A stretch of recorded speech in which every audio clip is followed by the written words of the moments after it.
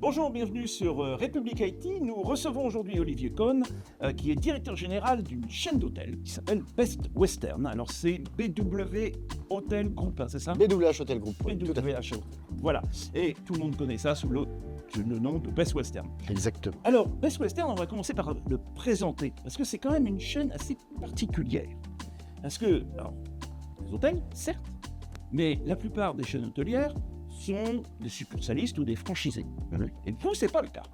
Non, nous, c'est pas le cas. On existe depuis 1947 au niveau mondial.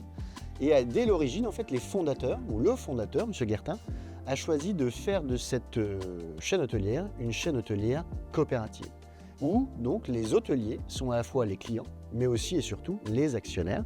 Et donc, ce sont les personnes pour lesquelles on travaille au quotidien et pour lesquelles on déploie un ensemble de services à leur entier bénéfice. Et ça fait combien d'hôtels dans combien de pays alors? Alors aujourd'hui, on a un peu plus de 4500 hôtels dans 110 pays, donc ce qui fait ça de nous aujourd'hui, non pas en termes de nombre d'hôtels, mais en termes de rayonnement, une des plus grandes chaînes hôtelières mondiales, avec des établissements qui vont d'un équivalent de 2 étoiles jusqu'à du 5 étoiles. Donc on couvre à peu près tous les segments d'hôtellerie au niveau mondial, sur à peu près sur tous les continents et une majorité des pays. Et en France? Alors en France, c'est 335 hôtels. Donc c'est déjà pas mal. C'est déjà plutôt pas mal, ouais. Un peu plus de 17 000 chambres. Et bah, on a au moins des endroits pour aller dormir. Exactement. Alors, du coup, cette organisation a quand même quelques particularités, notamment au niveau de l'indépendance des établissements. Donc, au niveau IT, comment vous vous arrangez? Parce que, du coup, les hôtels sont relativement indépendants. Alors, les hôteliers sont indépendants, rejoignent l'enseigne, en deviennent actionnaires. Donc, sur le niveau pur IT, en fait, on a une stratégie qui est de déployer des services là où ça a du sens, et donc de mutualiser ce qui a du sens à être mutualisé. Donc, en fait, on a différents niveaux d'intervention. On a des systèmes IT qui vont être au niveau de l'hôtel, là pour ce qui est du quotidien de l'établissement, où là, on va éventuellement faire des recommandations de systèmes. On va avoir des systèmes à un niveau national, pour pouvoir maîtriser de la data, des statistiques, des choses comme ça. Et on va avoir une structure IT au niveau international, où là, l'idée, c'est de mutualiser sur l'ensemble des pays, l'ensemble des hôtels, ce qui a du sens d'être mutualisé, notamment la centrale de réservation, les outils de business intelligence, des choses comme ça. Mais si moi, je me dis, tiens, je vais me lancer dans l'hôtellerie, je vais m'affilier à Best Western, je peux décider de prendre une comptabilité qui n'est pas chez vous, ou ce genre de choses. Ah, typiquement, oui. Voilà, Oui. mais la réservation, par contre, là, ça passera forcément par chez vous. Oui, alors c'est-à-dire que typiquement, des systèmes comptables, vous avez largement le choix. Pour ce qui va être typiquement le cœur du réacteur d'un hôtel, c'est un outil qu'on appelle un PMS. Et donc là, on a une sélection d'outils qu'on a repérés sur le marché, sur lesquels on a développé des interfaces de connectivité, puisqu'il faut que ces outils communiquent avec notre centrale de réservation. Donc il y a une liste finie, et donc les hôteliers choisissent dans cette liste finie. Et nous, comme ça nous permet de limiter le choix, de limiter les risques, mais aussi de déployer des services en développant et en renforçant les services de ces connectivités-là. En termes d'architecture pour les systèmes centraux, on a bien compris, donc pour les hôtels, oui, pas forcément toujours choisir, mais en termes de systèmes centraux, vous êtes plutôt dans le cloud, plutôt dans vos propres data centers, ça marche comment? Alors, on est sur une fin de migration. Ce qu'il faut, c'est que notre industrie, nos systèmes remontent à des années. On est interfacé, il faut imaginer une centrale de réservation hôtelière, c'est interfacé avec des milliers de sites internet, des dizaines de milliers d'agences de voyage et des centaines de milliers de tours opérateurs, des choses comme ça. Et donc, on a des outils qui étaient propres à nous. On a développé notre propre centrale et puis on l'a fait migrer au fur et à mesure du temps dans le cloud. Donc aujourd'hui, elle est full cloud. Et donc, on la renforce d'année en année avec des nouvelles fonctionnalités, mais aujourd'hui, tout est dans le cloud. Très bien. Alors, vous avez un métier qui est quand même un métier très humain. Moi, quand je vais dans un hôtel, j'ai quelqu'un en face et c'est cette personne qui va être mon interlocuteur. Malgré tout, vous vous êtes lancé dans une grande stratégie IA. Alors, on se dit, l'IA, ça sert à quoi dans un hôtel? Alors, ça sert à plein de choses. En fait, encore une fois, il faut voir l'IA non pas comme un outil qui va remplacer l'humain, mais qui va venir augmenter la capacité des collaborateurs à satisfaire nos clients. Donc, on va l'utiliser de manière très variée. Typiquement, on a aujourd'hui un ATS, donc un outil pour la RH. Et bien, on va mettre de l'IA dedans pour mieux rédiger les fiches de poste, faire les présélections de candidats et automatiser un certain nombre de tâches qui aujourd'hui ont peu de valeur, prennent du temps et donc on peut largement automatiser avec ces outils-là. On va prendre également des outils pour faciliter la réponse à des clients, mettre nos données dedans pour pouvoir mettre aussi en frontal des clients la capacité de poser des questions 24 heures sur 24, 7 jours sur 7 sur les services qu'il y a à faire à l'hôtel, ce qu'il y a autour, l'environnement, des choses comme ça. On n'a pas la capacité humaine de répondre 24 heures sur 24 à toutes les questions que peuvent nous poser les clients. Et donc là, ces outils-là nous permettent de mettre des outils à disposition des clients où on va leur donner cette capacité de réponse. Voilà un autre exemple. Après, on a des exemples sur le revenu management, où là, on n'est pas sur de l'IA générative, mais plutôt sur de l'IA un peu plus structurelle avec de l'algorithmie. On va avoir des éléments qui peuvent aider les chefs de cuisine sur la gestion des stocks, sur la création de cartes. Vous avez envie de revoir votre carte, vous voyez un peu quelles sont les nouvelles tendances de restauration. Vous avez un plat un peu typique sur la carte du restaurant, comment le pimper un peu. Voilà. Donc, en fait, on a plein d'outils qui peuvent faciliter le travail des collaborateurs. Et l'idée, c'est que tout ce temps-là qu'on va gagner, eh ben, on peut le réinjecter au service du client. Et donc être plus en proximité, passer plus de temps à converser, puisque ce que va rechercher un client quand il vient dans un hôtel, c'est le produit, pouvoir séjourner, se reposer, etc. Mais c'est aussi le contact avec les équipes. Et donc plus on déleste les tâches administratives qui sont lourdes, plus on est capable de passer du temps en conversation avec le client. Alors ça, quand même, les questions sont habituelles dans ce genre de cas.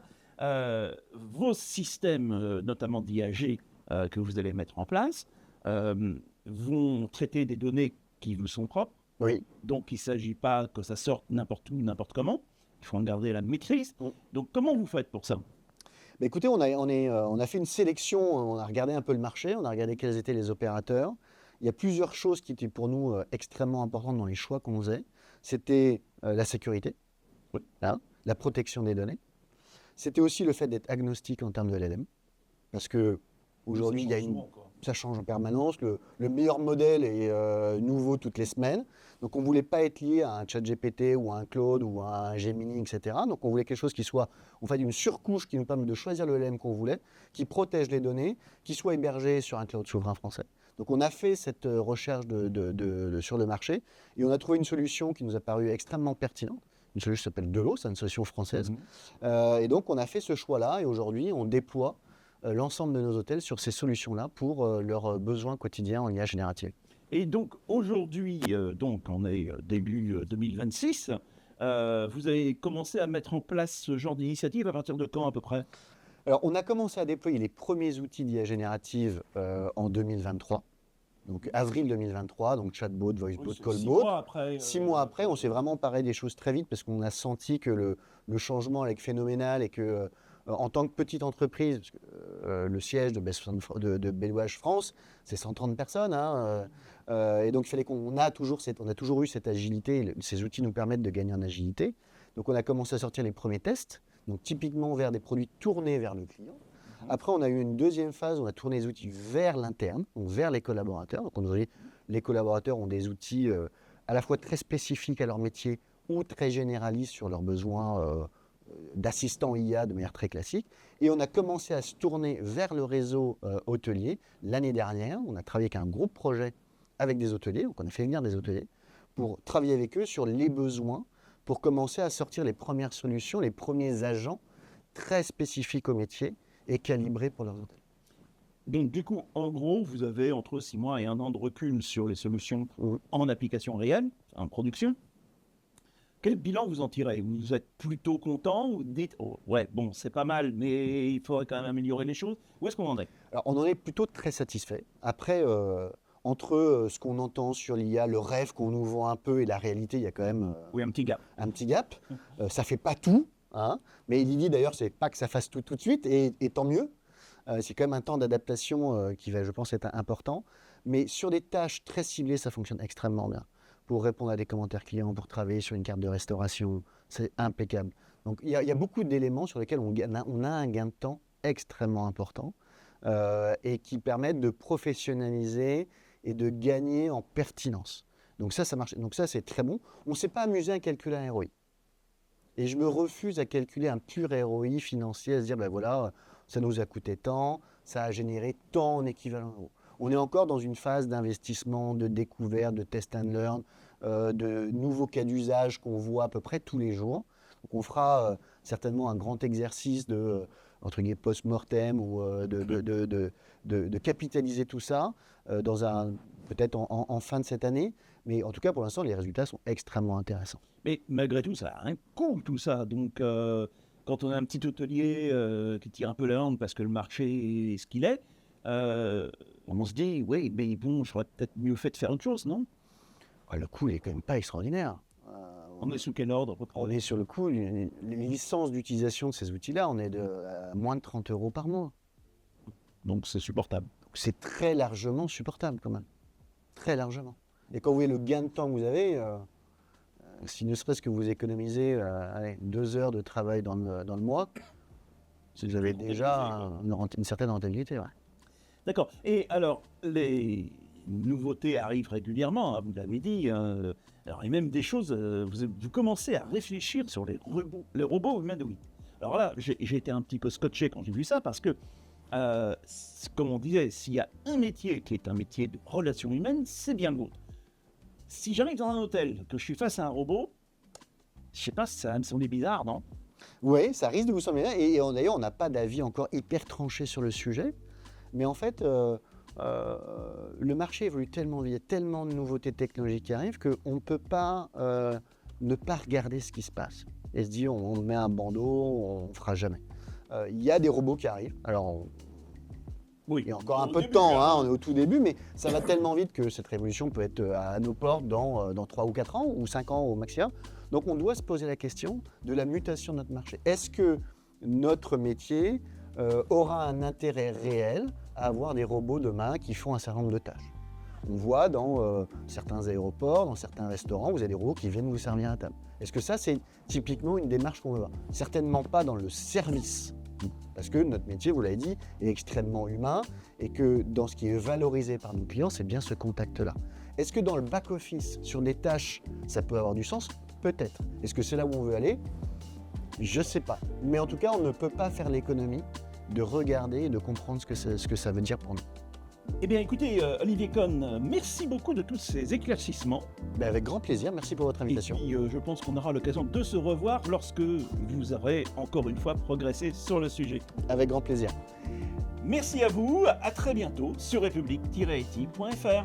Bonne fin de journée, au revoir.